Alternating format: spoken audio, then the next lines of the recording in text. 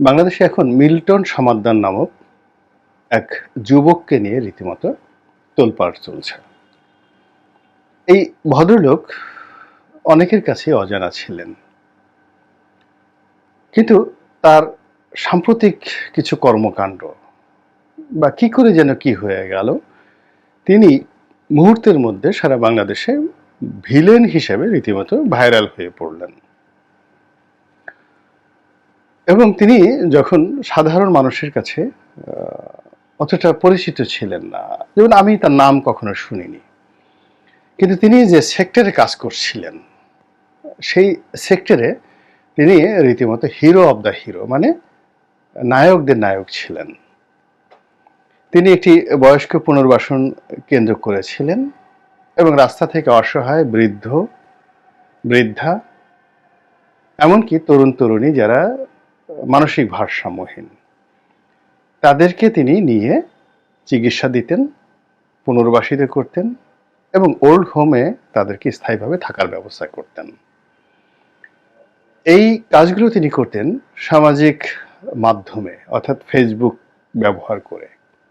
এর ফলে কি হলো, মিল্টন সমাদ্দারের যে ফেসবুকের যে ফ্যান এবং ফলোয়ার, আমি এখনো দেখিনি, সেটা নাকি বাংলাদেশের মধ্যে সবচেয়ে বেশি। অর্থাৎ যে সকল সেলিব্রিটি রয়েছেন চলচ্চিত্র জগতে বা অন্য জগতে, তাদের চাইতে মিল্টন সমাদ্দারের সেই ফ্যান এবং ফলোয়ার অনেক অনেক বেশি।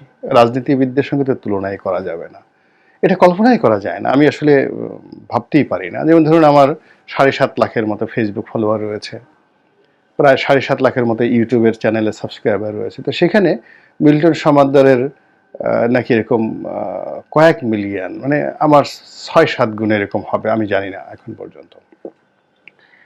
তো সামাজিক মাধ্যমের এই জনপ্রিয়তাকে ব্যবহার করে বিভিন্ন যারা ডিভোটেড মানুষ, তারা তাকে অকাতরে দান করেছে, টাকা দিয়েছে, এবং সেই টাকা দিয়ে তিনি বাড়ি গাড়ি টাকা পয়সা সবকিছু করার সাথে সাথে অনেক স্ট্রাকচার করেছেন এবং অনেক লোকের শত্রু হয়েছেন, হয়তো অনেকের মিত্র হয়েছেন। আসল ঘটনা কি হয়েছে না হয়েছে জানি না, বাট তার বিরুদ্ধে অনেকগুলো স্ক্যান্ডাল ছড়িয়ে পড়েছে, যেগুলোর সঙ্গে আসলে আমি একজন সাধারণ নাগরিক হিসেবে আমি মেলাতে পারি না।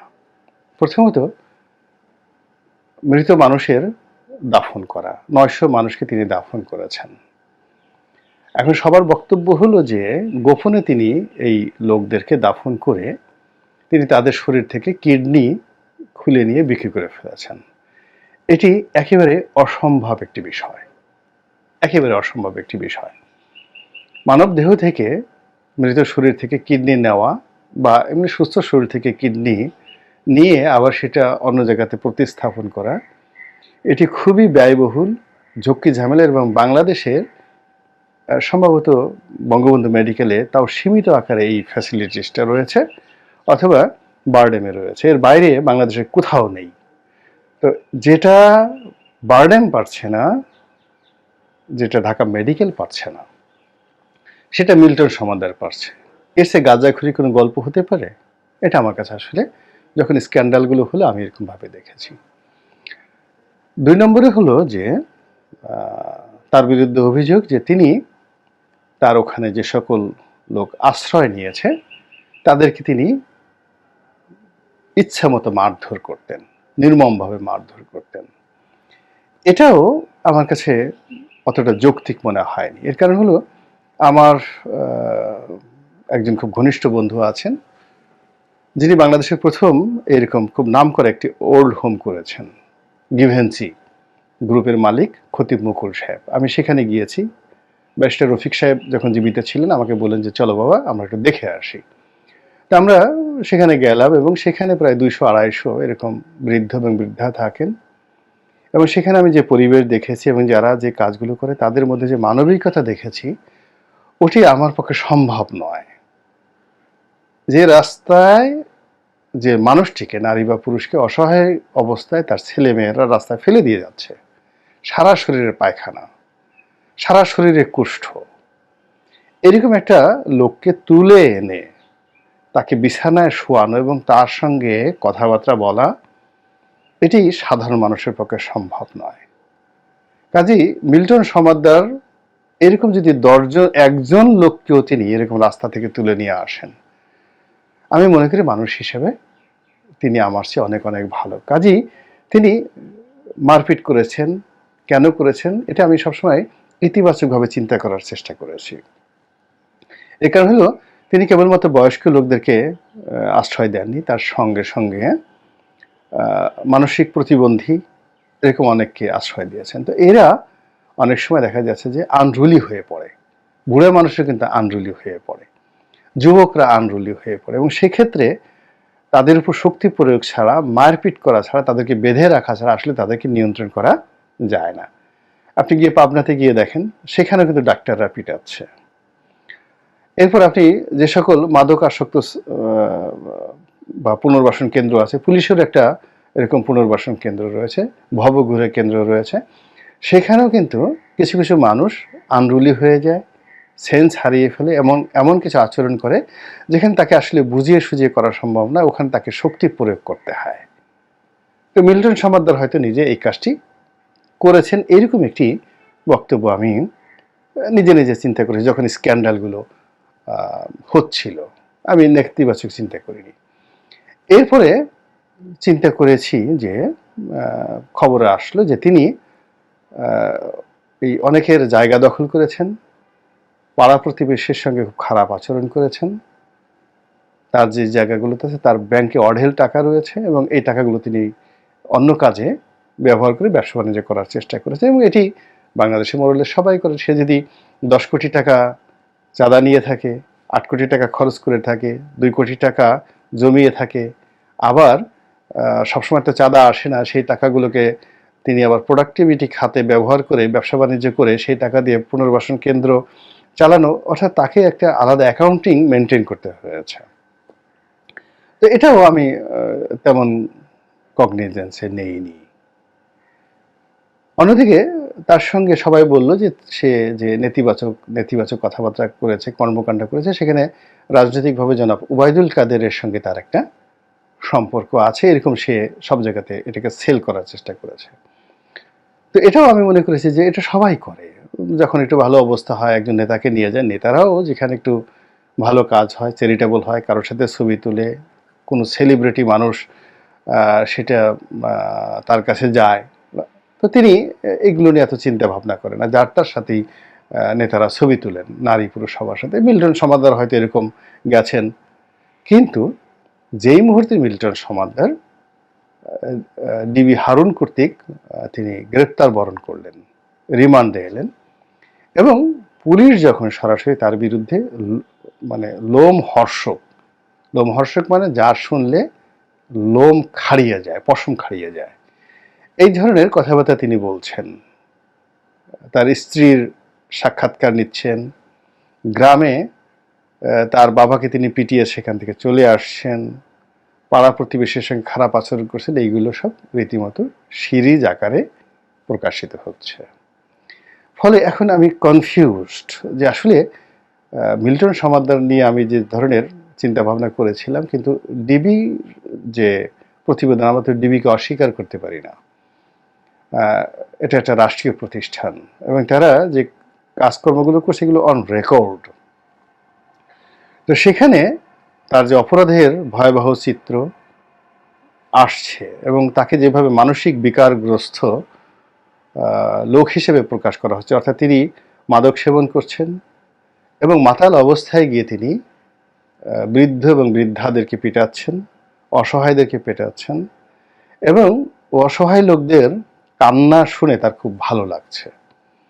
ঠিক একই অবস্থা কিন্তু এরশাদ শিকদারকে নিয়ে হয়েছিল। বাস্তব অবস্থায় এরশাদ শিকদার কেমন ছিলেন আমরা এখনো জানি না, তখন মিডিয়াটা এতে এখনকার মতো এত ট্রান্সপারেন্ট ছিল না, কিন্তু এরশাদ শিকদার বলতেই মনে হতো যে পৃথিবীর সবচেয়ে বড় দানব সেই খুলনাতে আছে। সে নদীতে ভৈরব মানে সেখানে যে নদীটি রয়েছে সেই নদীতে মানুষ চুবিয়ে মারে, সে যাকে ইচ্ছে তাকে মেরে ফেলে, মানে এরশাদ শিকদারের মতো, বা আরেকজন লোক ছিল ডাকাত মুকিম গাজী, এদেরকে নিয়ে অনেকটা গল্পের মতো নৃশংসতার গল্প তৈরি হয়েছিল। তো সেই এরশাদ শিকদারের ফাঁসি হয়েছে, ঠিক একইভাবে এরশাদ শিকদারের মতো করে এখন এই মিল্টন সমাদ্দারের বিরুদ্ধে স্বয়ং রাষ্ট্রীয় প্রতিষ্ঠান ডিবি পুলিশ এই বক্তব্য দিচ্ছে, এবং ডিবি পুলিশ যখন এই বক্তব্য দিচ্ছে এটা নিয়ে মামলা হবে, এটা নিয়ে রেকর্ড হবে, 164 ধারাতে মানে স্বপ্রণোদিত হয়ে জবানবন্দি দেওয়া সেটা হবে, পুলিশের চার্জশিট হবে, এবং এখন পর্যন্ত তাকে যেভাবে চিহ্নিত করা হয়েছে তাতে মনে হয়েছে যে এরশাদ শিকদারের চেয়েও সে ভয়াবহ ব্যক্তি। তাই যদি হয় তাহলে তার সঙ্গে যে উবায়দুল কাদেরের সম্পর্ক, আওয়ামী লীগের সাধারণ সম্পাদক, এই বিষয়টিও জনাব হারুন সাহেব, ডিবির যে হারুন, তাকে প্রমাণ করতে হবে। অর্থাৎ এখানে জনাব উবায়দুল কাদের সাহেবের সাথে তার কোনো সম্পর্ক ছিল না, এই বিষয়টি জনাব হারুনকে নিশ্চিত করতে হবে, না আদারওয়াইজ উবায়দুল কাদের সাহেবের যে বদনাম এটা কিন্তু বেড়ে যাবে, মিল্টন সমাদের সাথে তার নামটা আসলে যায় না। 2 নম্বর হলো যে যদি সত্যিকার অর্থেই উবায়দুল কাদের সাহেবের সঙ্গে তার কোনো লেনা দেনা থাকে, সম্পর্ক থাকে, বা উবায়দুল কাদের সাহেব তো যে কোনো লোকজন একটা উপহার দিলে নেন আর কি, কেউ একটা রোলেক্স ঘড়ি দিলেও তিনি নেন, এটা তিনি নিজেই বলেছেন যে অনেকে দিয়ে যায়। একটা রোলেক্স ঘড়ি 20 লাখ টাকা দাম, কোনোটা 10 কোটি টাকা দামের রোলেক্সও আছে এবং 100 কোটি টাকা দামের রোলেক্স আছে। আমি জানি না সত্যিকার তো উবায়দুল কাদের আসলে কয়টা রোলেক্স ঘড়ি আছে, কে কে দিয়েছে, এবং তিনি কোন দিন কোনটা পরেন। এবং মিল্টন সমাদ্দার যদি এরকম তাকে কোনো দামি কোনো উপহার দিয়ে থাকেন, তিনি ক্যানালের একটা ভালো স্যুটের দাম 5 লাখ টাকা, মানে একটা স্যুট উবায়দুল কাদেরের যেটা পরেন 5 লাখ টাকা একটা স্যুটের দাম। এরকম জামা আছে, শার্ট আছে, যেগুলো 1 লাখ টাকা দামের একটা শার্ট আছে। আপনি ধরেন বিরনি, জিল্লি, এই শার্টগুলো 1 লাখ টাকা দাম, 80,000 85,000 টাকা দাম। একটা কলম আছে ভালো, একটা কলমের দাম 2 লাখ 3 লাখ 5 লাখ 10 লাখ 20 লাখ 20 কোটি টাকা পর্যন্ত আছে। তো জনাব ওবায়দুল কাদের সাহেব সরল বিশ্বাসে, গুড ফেইথে তাকে যদি কেউ উপহার দেয় উনি সেটা নেন এবং সেটা তিনি আনন্দ সহকারে নেন। তো মিল্টন সমাদ্দারের সাথে তার যে সম্পর্কটি নিয়ে এই আলাপ আলোচনা হচ্ছে, এটিও জনাব হারুন সাহেবকে এটি ক্লিয়ার করতে হবে, আদারওয়াইজ মিল্টন সমাদ্দারের সঙ্গে সঙ্গে কিন্তু উবায়দুল কাদেরও বিপদে পড়বেন। অথবা যেভাবে মিল্টন সমাদ্দারকে এখন চেপে ধরা হয়েছে, সেই চেপে ধরা থেকে উবায়দুল কাদের যে নাম আছে তাকে বিযুক্ত করতে হবে, তাকে কলঙ্ক মুক্ত করতে হবে, তাকে সার্টিফিকেট দিতে হবে, ডিবির কর্তৃক সার্টিফাইড হবে যে না আসলে এর সঙ্গে কোনোদিন দেখা হয়নি, সাক্ষাৎ হয়নি, যা আসছে খবর সব ভুয়া। তো এর ফলে কি হচ্ছে, একটা নতুন একটা মেরুকরণ সৃষ্টি হবে। আমাদের দেশে present tense is not the tense, মানে বর্তমান যেটা হয় সেটাকে আমরা সত্য হিসেবে মানতে পারি না। এমনকি অতীতকাল, সেই অতীতকাল আমাদের দেশে আসলে অতীতকাল নয়। অতীত বলতে আমাদের এখানে বাস্তব চিত্র পেতে হলে 100 বছর অপেক্ষা করতে হয়। অর্থাৎ এখন 2024 সন চলছে, যদি 1924 সনের কোনো কাহিনী আমি বলি এটির ঐতিহাসিক মানদণ্ড আছে, কিন্তু এখনো পর্যন্ত আমরা স্বাধীনতা যুদ্ধ কে ঘোষণা করলো কে ঘোষণা করলো না এগুলো নিয়ে বিতর্ক করছি, মানে এই 50-60 বছরের মধ্যেও আমাদের ইতিহাস নিশ্চিত হচ্ছে না। ফলে অতীত আমাদের জন্য এখনো পর্যন্ত সত্যনিষ্ঠ নয়, আর বর্তমান তো একেবারে নয়। বর্তমান আমরা পুরো ওলটপালট দেখছি, আর মাশাআল্লাহ আমাদের যে জ্ঞান, আমাদের যে বুদ্ধি, সেই বুদ্ধি দিয়ে আমরা ভবিষ্যৎকে বুঝতেই পারি না। ফলে মিল্টন সমাদ্দার নিয়ে অতীতে যা হয়েছে তাও যেমন আমরা জানি না, বর্তমানে যা হচ্ছে তাও আমরা বুঝতে পারি না, আর আগামীকাল যে কি হবে তাও আমরা ভাবতে পারি না। ব্যক্তিগতভাবে আমি মনে করি তিনি যদি ভালো কাজ করে থাকেন সত্যিকার অর্থে, তার জন্য দোয়া করছি, আল্লাহ তাকে যেন বিপদমুক্ত করেন। আর তিনি যদি সত্যিকার অর্থে মন্দ কাজ করে থাকেন তাহলে তার যেন দৃষ্টান্তমূলক শাস্তি হয়।